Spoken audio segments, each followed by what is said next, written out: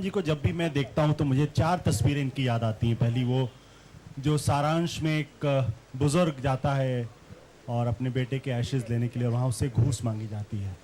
मुझे नहीं लगता कि आज के कंटेम्प्रेरी इंडिया में जिस तरीके से माहौल है उससे ज़्यादा कोई पावरफुल तस्वीर हो सकती है कि अपने बेटे की राख के लिए भी आदमी को घूस देना पड़ता है। दूसरी जो तस्वीर आती है वो डॉक्टर डैंग की तस्वीर आती है।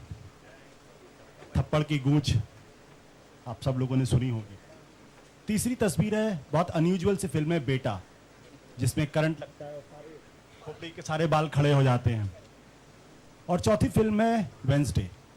वो आखिरी का शॉट मैं भूलता नहीं हूँ जब एक आदमी अपने तरीके से बदला लेने की कोशिश करता है, सबक सिखाने की कोशिश करता है पूरे सिस्टम को, और फिर सेटिस्फाइड होकर अपना झोला डंडा उठाता है और पैदल निकल जाता है।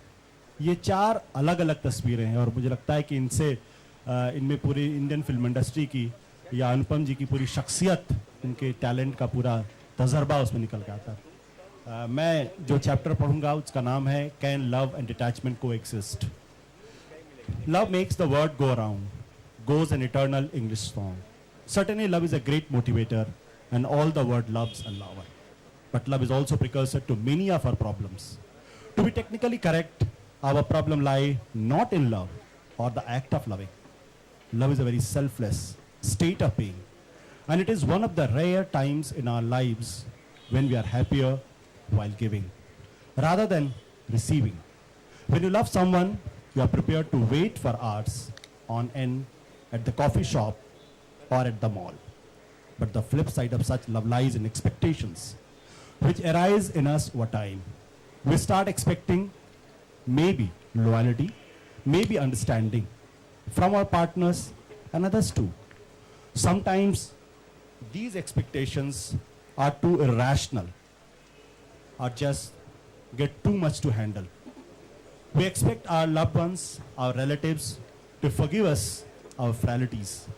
And when love meets with disappointments over time, it boils over. Love also leads to attachment. And that attachment is actually a comforting illusion, since all attachments will pass away and lead to a sense of loss. If there is attachment to an object, say a painting or a rare watch, it stirs a material craving in us, then pride over the possession, and finally worry whether it would be lost or damaged over time. Most of the collectors you read about are people who are more worried than happy.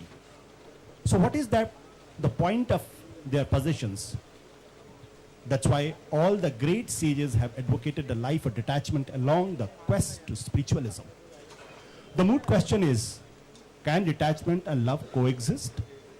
To a large extent, and in a balanced mind, they can. And why should they not? It must be remembered that detachment does not mean neglect. It means letting things be.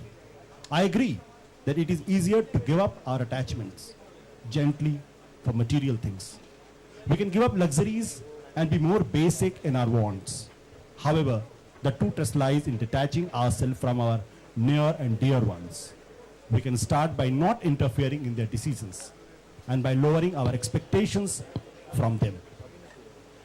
We can then focus on spending our time for larger and more general cause, such as education and poverty reduction.